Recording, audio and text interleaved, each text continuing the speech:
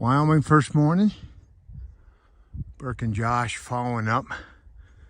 Made a great shot on a satellite bull who is up here. Let me see if I can get him. Yeah, you actually can see him if you pay attention, right in the middle of the screen. Nice hybrid tips up.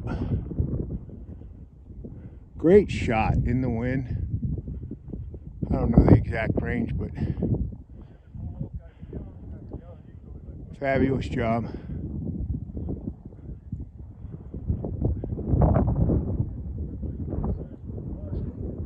Way to go, Burke. Way to go. My bro's waited all his life to shoot a good bull elk. And he just got one. And I can't tell you how thrilled I am.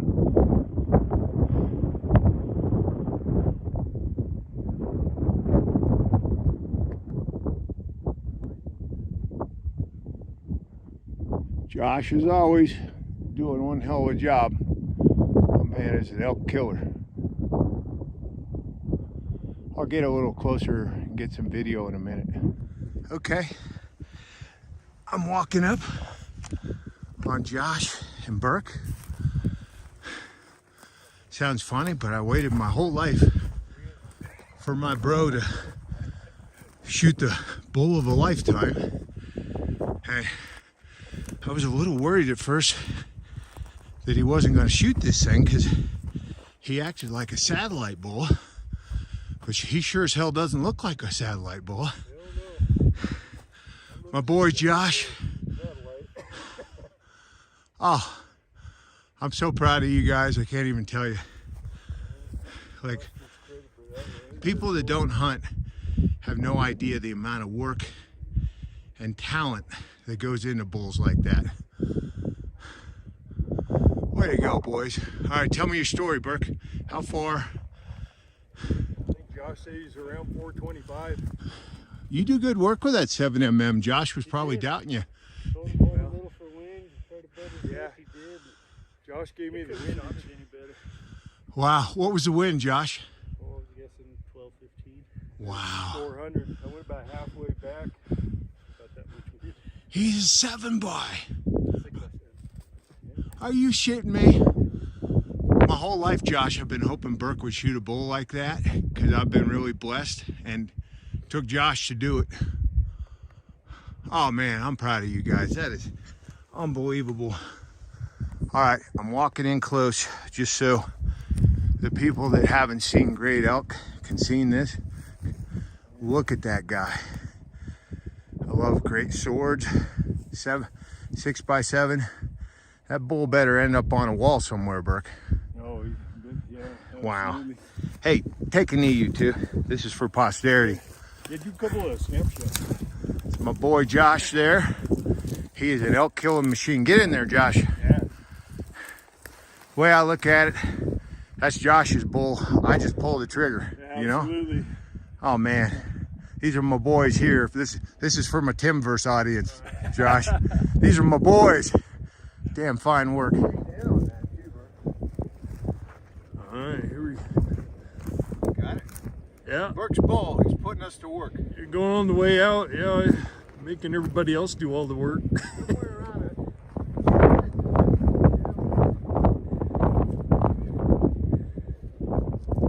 At least it's all downhill.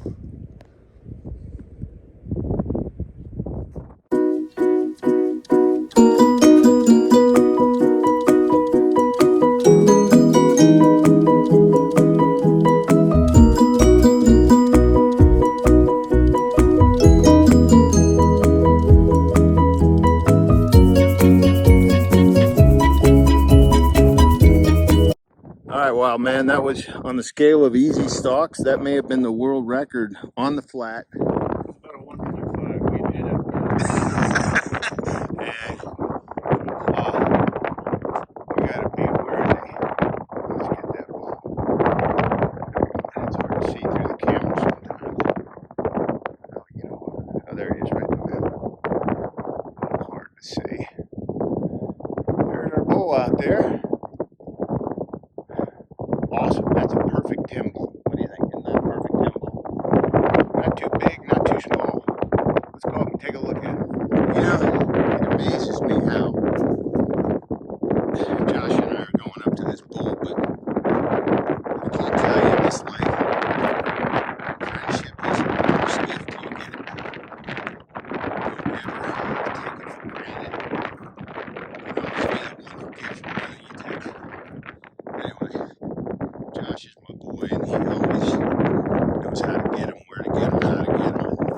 just such a special place. Anyway, we're walking up to my bull, which on the scale of easy elk, this may be the easiest there. It's just out on the sagebrush flat. They've had a lot of pressure this year. I think these elk are getting spooked into Josh's area. Pretty rare though that you get a basically do a 50-yard crawl. I only got one cactus on my left knee. Come into an elk like that. But again, even the easy ones are pretty much because of a huge amount of hard work.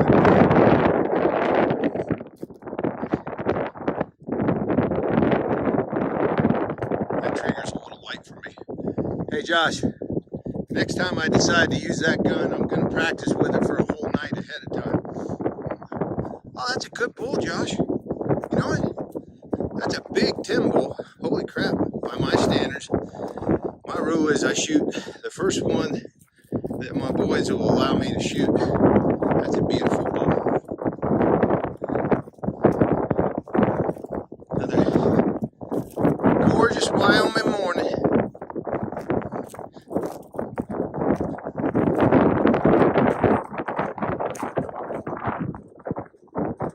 What do you think of that one, Josh? Yeah, no, that's perfect because that's not a Casey bull. That's a beautiful bull. 3.5-year-old. Good looking bull. Wow. Get behind that. That's your. Rip your belt. Oh, go ahead. Hey, actually, hey Josh, rip that velvet off for me, would you?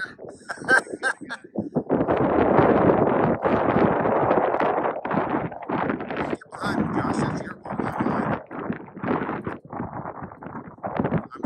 I'm just the guy pulling the trigger. What do you got to say about that, big talker? Oh, that was awesome. Thanks, Josh. Awesome, as always. Beautiful bull. Beautiful bull. And you know what makes me happy was that bull will go to my Aunt Ted and Uncle Gary, and they will have meat for the whole winter. It's really cool for me. Very special. Okay, here's this morning's bull after he's all quartered, cut up, and everything else.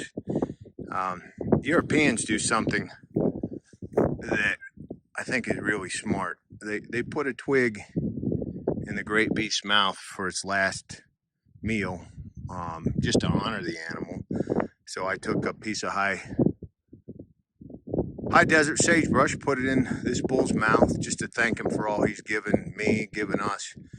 And how lucky are we? We're gonna go home with, I think, with 4 bulls and the antelope and the deer, probably 1,000 pounds of meat. So it's amazing how you can mitigate the cost of these hunts too. With if you got 1,000 pounds of meat, try go buying 1,000 pounds of meat at your local grocer and figure out what the bill is. So Wyoming is always beautiful.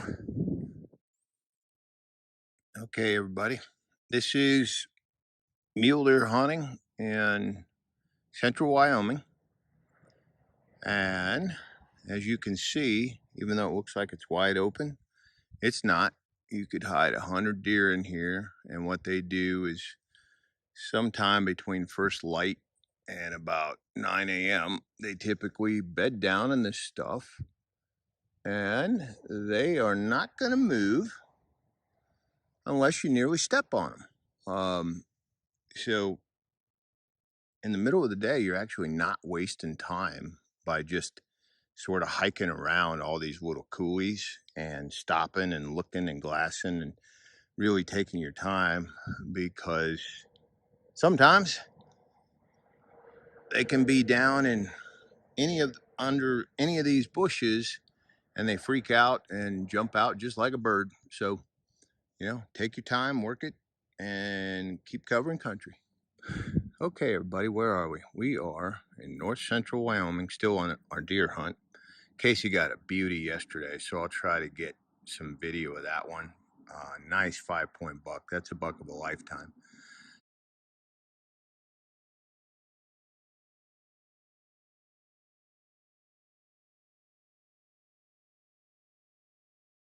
So why did I choose this spot?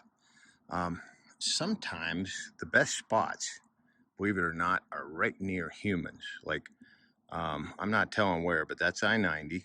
And I've got two major canyons here. And every one of these canyons has fingers in it. So if you start adding up the fingers, 2, 4, 6, 8, 10, 12. So I've got about 24 fingers here covering an area that's at least 4 square miles just from watching one point. And so what do you do when you can cover that much ground? You pretend like you're a sniper. So here's what I do all day. It's now 11:50. No deer's going to move for about 4 to 5 hours unless they move because they get hot in the sun. Then you see them because they're moving. But my mom would crack up at this one. So what do? First and foremost, as I've said before, adopt the pace of nature. Her secret is patience. I need to be here for 8 hours. And so I got water. I got my Endurolights because it's a pretty good hike around here. 2 Diet Cokes. Cheese, nuts, and sausage. Len's going to yell at me because I stole all the sausage, I think. Found this little mule deer buck antler, so that's my talisman for the day. And then I have a saying that all young hunters should adopt. Build the perfect shot. There's no such thing as all that Hollywood stuff.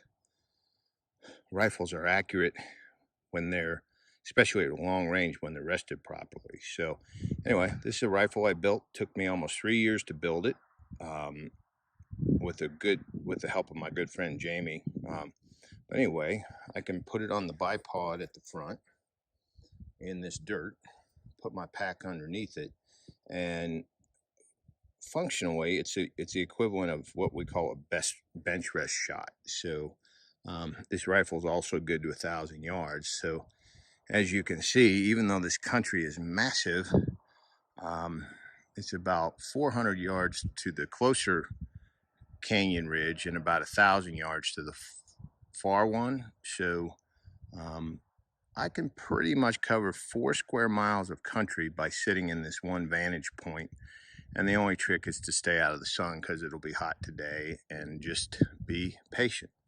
So, like I said before, classic Emerson, adopt the pace of nature.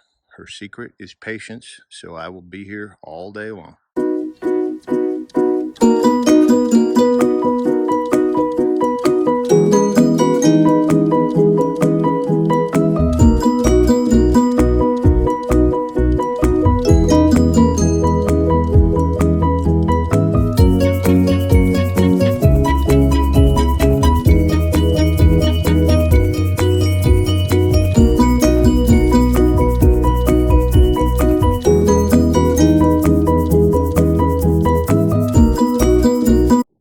As always, Wyoming has been amazing to us, and I can never say enough how I love the high desert, the high sagebrush prairies.